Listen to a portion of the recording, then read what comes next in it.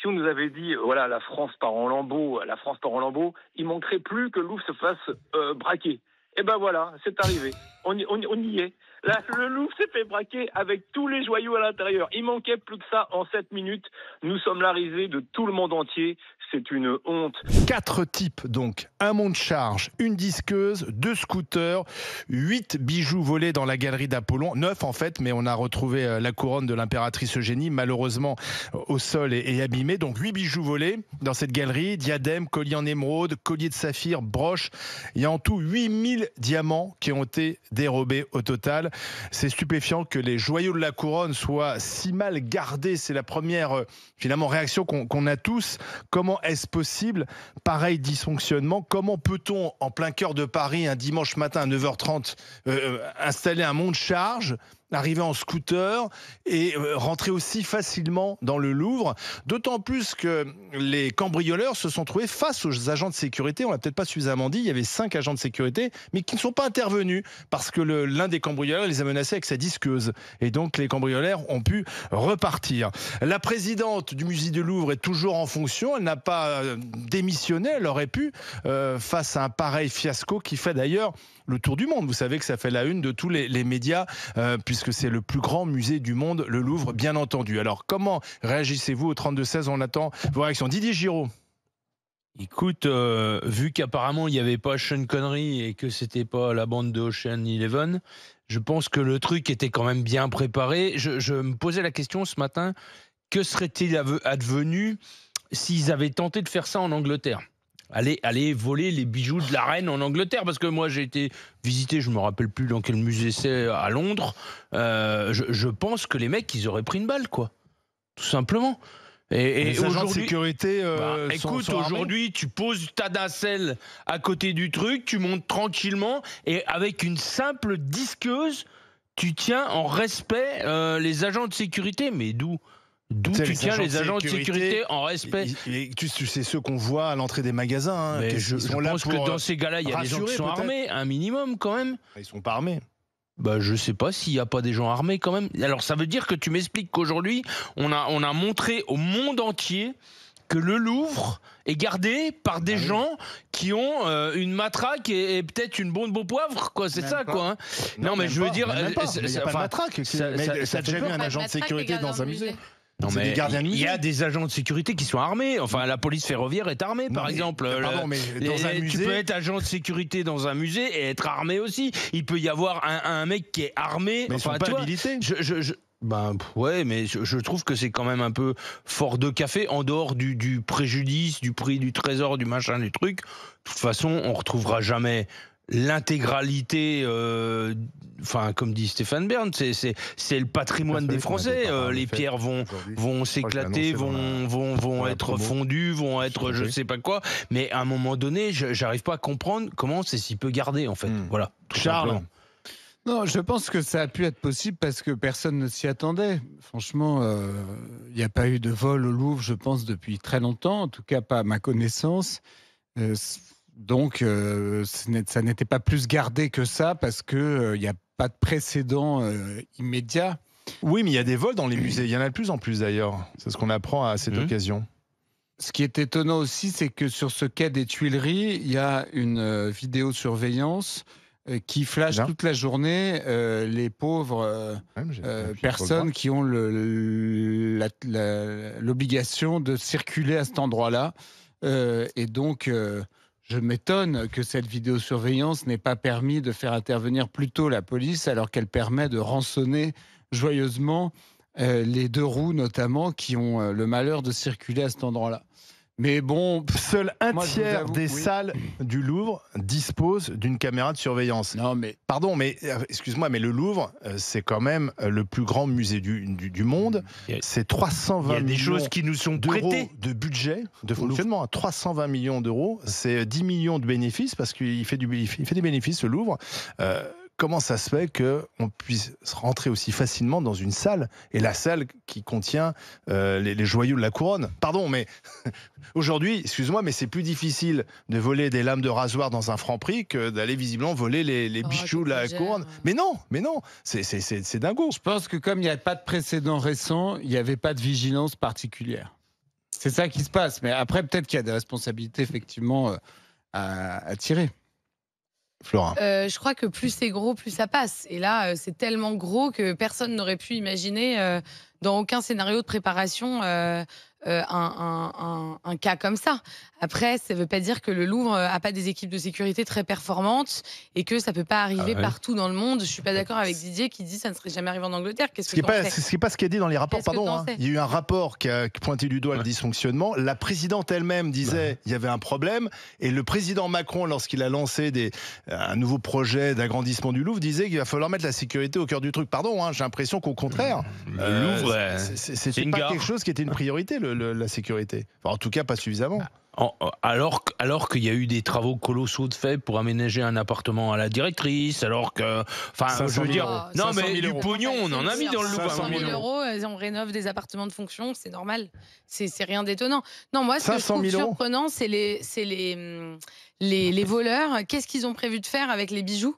Est-ce qu'il y a un marché noir où on rachète des bijoux du Louvre ? Mais non. Et est-ce que ça a une valeur sur le marché ? Mais non, c'est les diamants. Les diamants, tu les vends un par un, et puis voilà. Ah non, la couronne, tu peux pas la vendre. Enfin, tu peux pas, mais tu vends les diamants. Tu as 8000 diamants. Ça vaut plusieurs millions d'euros. Non, mais c'est surtout que, enfin, ouais, moi, j'arrive pas à comprendre. À la rigueur, que tu rentres, comme dit Charles, avec l'effet de surprise. Mais c'est que tu ressors en toute impunité, c'est ça le problème. Le temps d'intervention de la police, qui me paraît quand même... 7 minutes, c'est pas... c'est long quand même. C'est long, 7 minutes. Déjà, moi, je comprends pas qu'une nacelle qui se déplie contre le Louvre un dimanche matin, ça suscite pas déjà un peu d'émoi. Parce que ça, c'est déjà pas normal. Une nacelle qui se déplie un dimanche matin contre le Louvre, tu vois, là, il y a déjà un truc qui colle pas, quoi. Comme il n'y a pas de précédent, les gens pensent que c'est... normal. L'entretien du musée. Oui, non, mais un dimanche matin. C'est comme un cambrioleur qui va se faire passer pour un plombier, si tu veux. Non, mais là, sincèrement. Moi, je vous avoue, je trouve ça très triste, mais T'as pas l'air d'être ému par ce qui s'est passé. Non, qu'est-ce que vous voulez qu'on fasse ? Donc, mais mieux. Non, mais on sait ce qu'on va faire. C'est ridicule. Qu'est-ce qu'on va faire ? On va faire un truc où, du coup, maintenant, rentrer dans le Louvre va être un parcours du combattant. Mais c'est le cas. C'est plus difficile pour un visiteur que pour un cambrioleur. Les environs vont être bouclés, surbouclés dans tous les sens. Certainement, en plus. Et voilà, on va. Certainement qu'il y aura une réaction comme ça, Charles. Hein. De toute façon, on ne peut plus. Le musée, c'est quand même devenu une cible. Enfin, moi, je suis de Paray-le-Monial où il y a un musée qui avait une pièce exceptionnelle faite d'ivoire et d'or. Je me rappelle plus qui l'a créée. Et du coup, c'était selon le même procédé. Il y a 1 an et demi, ils ont tout massacré, quoi. Hein. Et pour récupérer de l'ivoire et de l'or. Et c'est un petit musée en province qui n'était pas gardé, quoi. Et c'est là où tu m'entends ? On va comprendre pourquoi au Louvre. En termes de sécurité, d'autant plus qu'on a quand même des collections qui nous sont prêtées, quoi. Enfin, moi, c'est un truc qui me fait peur, quoi. Là, c'est les bijoux de la couronne française, mais ça pourrait être un truc d'une grande valeur d'un autre pays. Là, c'est inestimable ce qu'on nous a volé. Bien sûr, mais c'est à nous, au moins. C'est à nous, Olivier. C'est des choses quand même. Pardon, mais ça a échappé à deux guerres mondiales, à des invasions, des successions.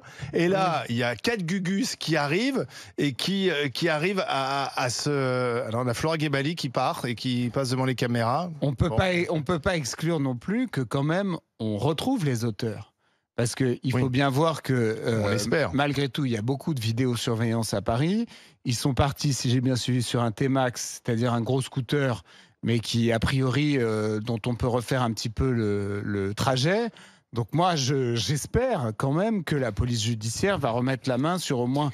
Il suffit d'en retrouver un. Ouais, ce qu'il faut, c'est aller très vite, quoi. Parce qu'à mon avis... Il suffit d'en retrouver un, diamants, de faire un peu parler. Sont-ils français ? Non, mais je pense certains pensaient qu'il s'agissait d'étrangers. François Hollande a même parlé d'un risque d'ingérence étrangère. Peut-être, oui. Peut-être sans faire de généralité. Moi, par exemple, comme avocat, sans faire de généralité, les gros...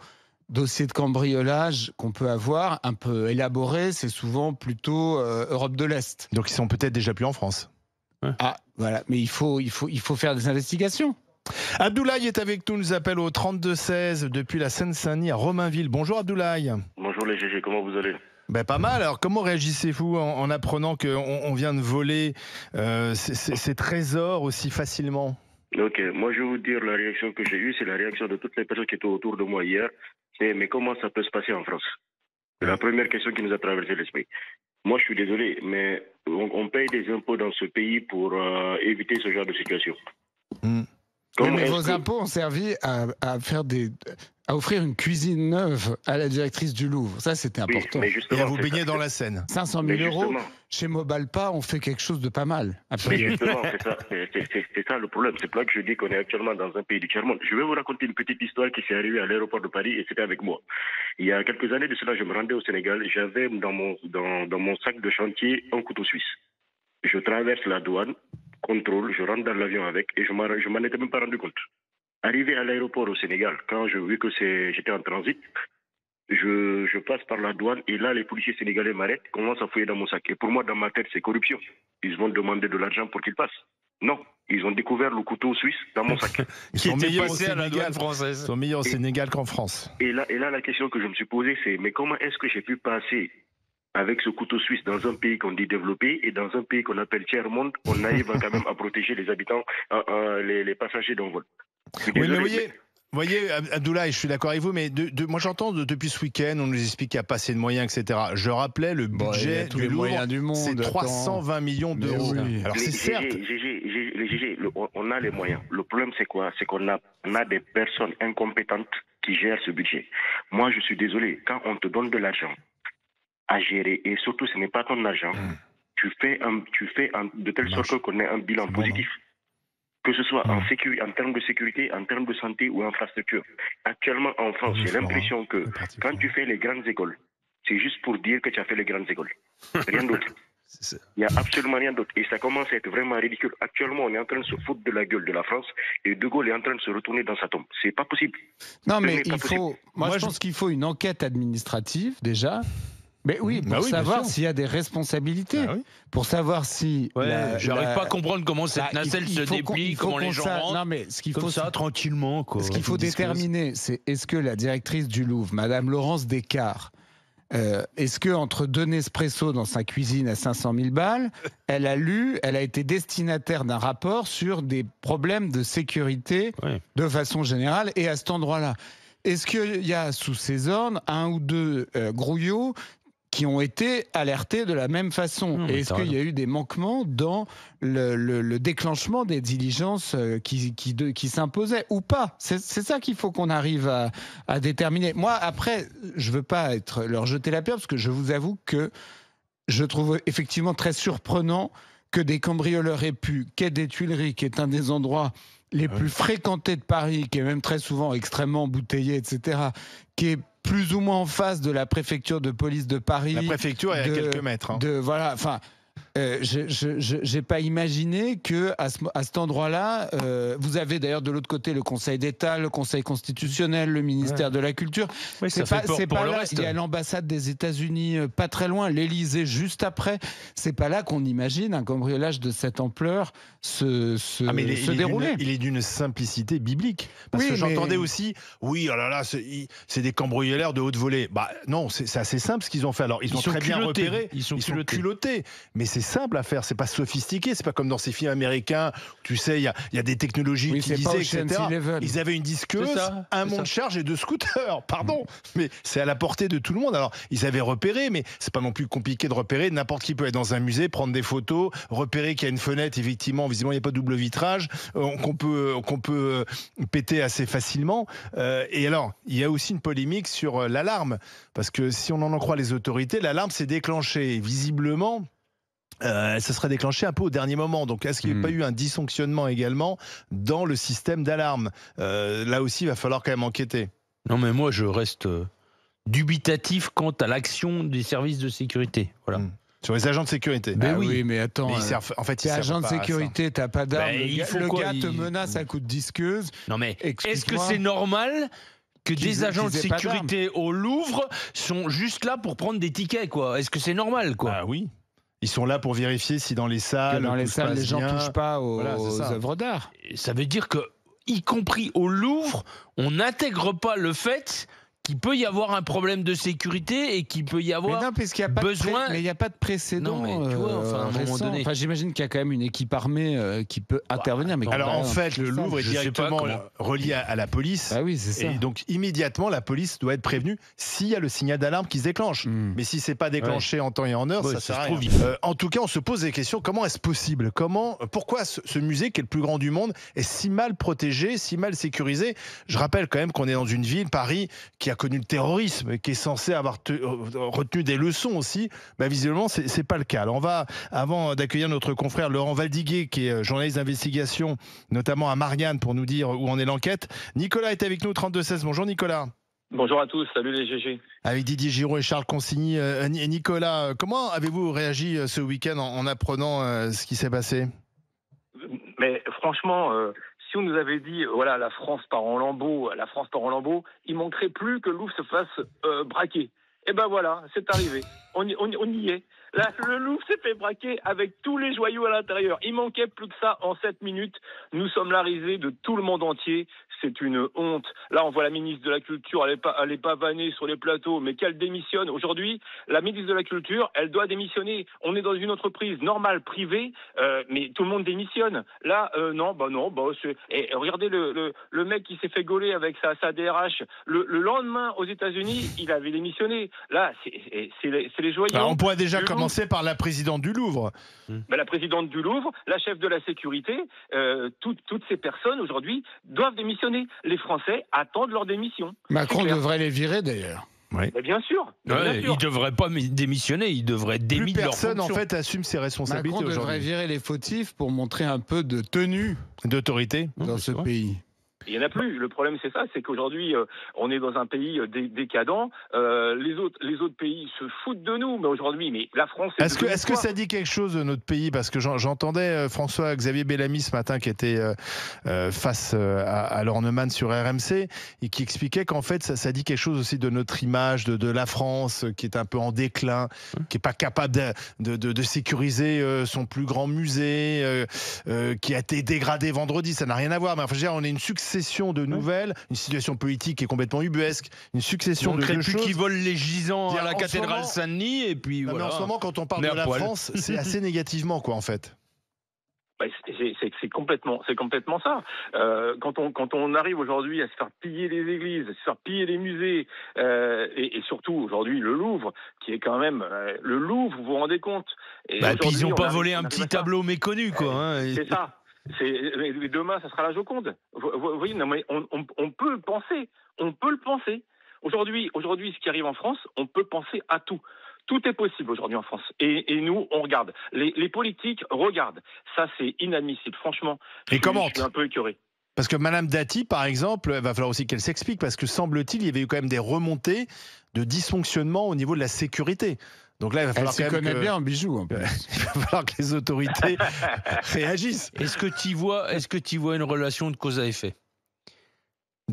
Est-ce que le fait de savoir qu'il y a un dysfonctionnement de sécurité, non mais ça peut pas aussi susciter, enfin tu l'as dit Charles, le Louvre n'a jamais trop été attaqué, aujourd'hui de savoir qu'il y a un dysfonctionnement de sécurité, est-ce que ça peut pas rendre téméraires les plus téméraires, quoi, c'est pour ça que quand il y a un rapport qui est publié, il faut réagir, il faut pas simplement dire il y a un rapport et attendons de voir ce qui va se passer. Merci Nicolas, on va maintenant écouter ce qu'en dit Laurent Valdiguier, notre confrère journaliste d'investigation. Salut Laurent. Bonjour Olivier. On a des pistes ou pas ? On n'a pas de pistes, enfin pas à ma connaissance en tout cas. J'imagine que la plus grande possibilité, c'est qu'ils aient pu suivre le plus loin possible les deux scooters à l'aide des caméras en région parisienne. Mais j'imagine que ils avaient prévu le coup de ce genre de traçage et qu'ils ont changé de véhicule en cours de route. En général, ils font ça sous un tunnel ou à des endroits où il n'y a pas de caméra. Ils ont laissé quand même pas mal de choses sur place. Un gilet jaune, je crois. Alors, c'est vrai qu'ils avaient prévu de brûler le monte-charge de déménageurs. C'est vrai que ça, c'est aussi une autre piste, évidemment. C'est tout ce qui est ADN et traces génétiques qui ont été laissées sur place parce qu'ils avaient prévu de brûler l'engin avec les disqueuses qui ont été retrouvées juste à côté. Ils ont été dérangés, c'est allé trop vite. ils ont parfaitement maîtrisé leurs 7 minutes. Hein, ça avait été très très bien préparé, très bien exécuté en réalité.